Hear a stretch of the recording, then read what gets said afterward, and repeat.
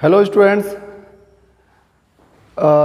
my dear students, today we are going to start again the chapter number 4 linear equation into variable of class 9th mathematics. ठीक है, पहला lecture इसमें हमने linear equation का intro समझा है, उसका इंट्रोडक्शन जाना है कि लीनियर इक्वेशन क्या होते हैं, linear equation in one variable क्या है, उसका सोल्यूशन क्या होता है, linear equation in two variable क्या है और उसका सोल्यूशन क्या होता है, कैसे होता है और कितने सोल्यूशन पॉसिबल थे। ये बातें हमने पिछले लेक्चर में समझ के रखी हैं। ठीक है, अगर आपने वो नहीं देखा है तो उसका लिंक आपको डिस्क्रिप्शन बॉक्स में मिल जाएगा, आप वहाँ जाकर उसको प्ले कर सकते हैं। तो इससे आपका जो कनेक्शन है वो ठीक चलेगा कि पहले आपने इंट्रो समझ लिया और उसके बाद फिर अब आप ये टॉपिक समझेंगे। Today we will discuss the topic graph of linear equation in two variable. Linear equation in two variable के ग्राफ को कैसे प्लॉट करेंगे, कैसे ड्रॉ करेंगे, आज का हमारा यही टॉपिक है क्लास 9th मैथमेटिक्स में, चैप्टर नंबर 4 है। So first of all I would like to explain you that what are the steps to plot a graph in this chapter, that is in linear equation into variable. So here steps to draw the graph of the given linear equation. किसी भी linear equation के लिए graph कैसे draw करेंगे जो आपको दिया गया हो। ठीक है, तो उसके लिए सबसे पहला आपका स्टेप ये होना चाहिए, you should have the equation, you should obtain the given equation. आपको इक्वेशन फाइंड आउट करना होगा कि किस इक्वेशन का ग्राफ ड्रा करना है। ठीक है, तो सबसे पहला स्टेप आपका यही है, obtain the linear equation. And suppose कीजिए कि वो लीनियर इक्वेशन दो वेरिएबल की बात हो रही है, तो वो कुछ इस तरह होगा, मतलब कि आप सबसे पहले स्टेप में फाइंड करेंगे कि लीनियर इक्वेशन क्या है और वो इस तरीके से आप उसको मतलब यहाँ पर मेंशन करेंगे और यहाँ से आपको आगे वर्क करना है। ठीक है, तो सबसे पहले हमें लीनियर इक्वेशन ढूंढना है। सपोज कीजिए कि वो linear equation ax + by + c = 0 ही है। The second step is that आपको यहाँ से इस लीनियर इक्वेशन से y की वैल्यू निकालनी है। You should find the value of y in term of x, और वो इतना आएगा, पर मैं आपको दिखा देता हूँ कि ये कैसे होगा। ठीक है, एक्सप्रेस y को एक्सप्रेस कीजिए in term of x to obtain, ये फाइंड आउट करने के लिए। तो ये कैसे होगा, आपके पास ये इक्वेशन यहाँ पर लिखा हुआ है, आप देखिए, आप इसको लिख लीजिए यहाँ पर ax + by + c = 0। You wants to find the value of y from here, so for that you should remove ax and c from the left side to right side. by will equal to -ax and -c, and if you will take out common negative from here, this look like this. Y will equal to -ax + c and upon b. So you can see that how can you find this relation. आप देख सकते हैं कि ये वाला relation आपको कैसे मिलेगा। जो भी इक्वेशन आपको गिवन है उस इक्वेशन से y की वैल्यू इस तरह निकलेगी। अब जरूरी नहीं है कि आपको हमेशा ax + b ही मिलेगा, आपको नंबर्स मिलेंगे, तो भी आप ध्यान रखेंगे कि इसी मेथड से, इसी प्रोसेस से आप ये रिलेशन फाइंड आउट करेंगे। तो आपने सेकंड स्टेप समझ लिया कि यहाँ से हमें y की वैल्यू निकालनी है इन टर्म ऑफ x। अब जो थर्ड स्टेप है वो काफ़ी लॉन्ग है, पर हमने उसको शॉर्ट करके बहुत थोड़ा सा यहाँ पर लिखा है आपके लिए कि आपको उतने से समझ आ जाए, आप ऊबे ना, बोर ना हो। तो आपको करना क्या है, जब आपने y की ये वैल्यू निकाल ली है तो अब इसमें आपको x की कुछ सूटेबल वैल्यू लिखनी है, और कोशिश करें कि ऐसे इंटीजर का यूज करें जिससे y भी कंप्लीट निकले, इंटीजर निकले। तो हमारा जो है, जो प्लॉट करने का जो प्रोसेस है, जो हमें ड्रॉ करना होगा, वो हमारे लिए बहुत ईजी हो जाएगा। तो अब हमें करना क्या है कि x की ऐसी वैल्यूज़, ऐसे इंटीजर्स सेलेक्ट करने हैं, ऐसी वैल्यूज सेलेक्ट करनी है जिससे y हमारा सूटेबल इंटीजर के फॉर्म में मिल जाए। ये कोई रूल नहीं है, पॉइंट के फॉर्म में भी मिलेगा तो भी चलेगा, बट हमारे लिए इजी होगा कि अगर दोनों इंटीजर के फॉर्म में हो।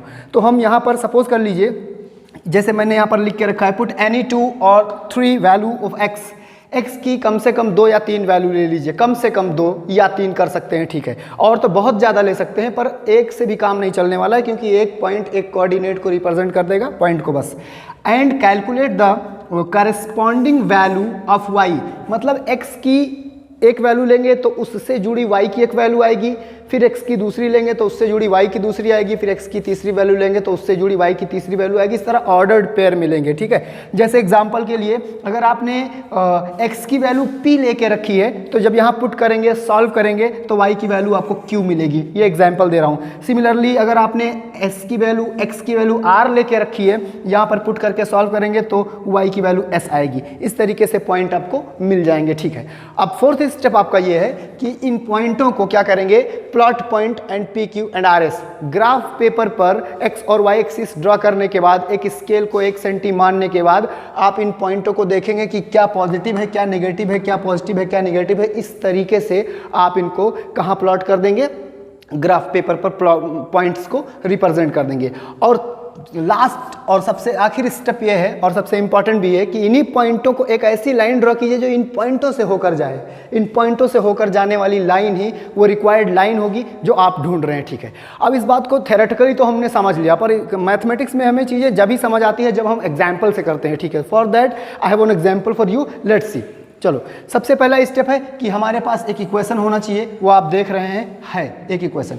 दूसरा स्टेप है कि हमें उस इक्वेशन में से ये y की वैल्यू निकालनी है। तो हमारे पास जो इक्वेशन है पहले स्टेप में है y minus x is equal to 3।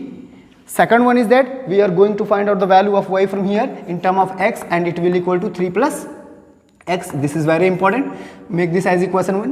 And after that, the third one is that take the suitable value of x to find the value of y. और मैंने यहाँ पर करके रखा है, मैं 0 ले लिया। अगर मैं x की वैल्यू यहाँ पर 0 लिखूँ तो 3 प्लस 0 इक्वल टू वॉट, 3। अगर मैं 1 ले लूँ x की वैल्यू मैंने यहाँ पर लिख ली है कि आपका टाइम कम लगे इसमें, तो यहाँ पर 3 और 1 4 हो जाएगा। अगर मैं x की वैल्यू -2 ले लूँ, इन केस अगर मैं यहाँ पर x की वैल्यू -2 ले लूँ, you can see what will be the result, it will equal to 1। तो ये हमको पेयर मिल गए, x की और y की वैल्यूज़ के 3 मैंने निकाल लिए हैं। अब क्या करेंगे, ये आपके सामने ग्राफ है, हमें इसको यहाँ प्लॉट करना है। पहला 0, यहाँ पर x और y दोनों 0 होते हैं, आप सब लोग जानते हैं, और ये है 3, तो हम यहाँ पहुँचेंगे। ये हमारा फर्स्ट क्वाड्रेंट होगा 0,3। दूसरा x की वैल्यू हम 1 ले रहे हैं, x की वैल्यू राइट में यहाँ पर 1 है और आप देख रहे हैं कि वो 4 है, तो वो यहाँ कहीं मिलेगा इस तरीके से, ठीक है। यहाँ पर आप देखेंगे यहाँ पर कहीं मिलेगा इस तरीके से, ये तो ये होगा 1,4। और तीसरा आप देख रहे हैं -2 है, -2 मीन्स लेफ्ट, तो लेफ्ट में आप यहाँ पर आएंगे -2 और ये 1 है, तो ये कहीं यहीं पर रह जाएगा, ठीक है। ये 1 है और ये -2 है, तो ये मिल जाएगा -2,1। अब आपको ये बताएगा, ये स्टेप आपने पूरा कर लिया। अब आपको क्या करना है, उनको आपने प्लॉट भी कर दिया वहाँ पर, अब इनको ज्वाइन करना है। तो ज्वाइन करने के लिए आप क्या करेंगे, ये एक ऐसी लाइन जाएगी, ऐसे देखिए एग्जैक्टली वही बन रही है जो आप ढूंढ रहे हैं।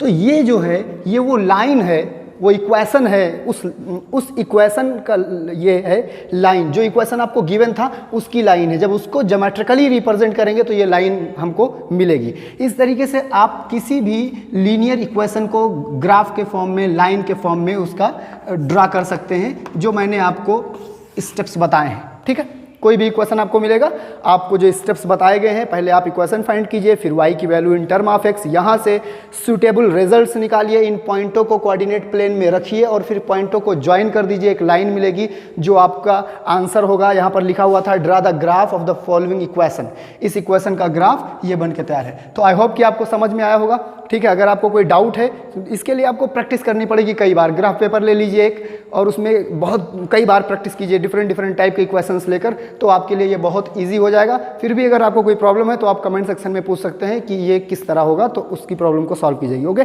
Thank you.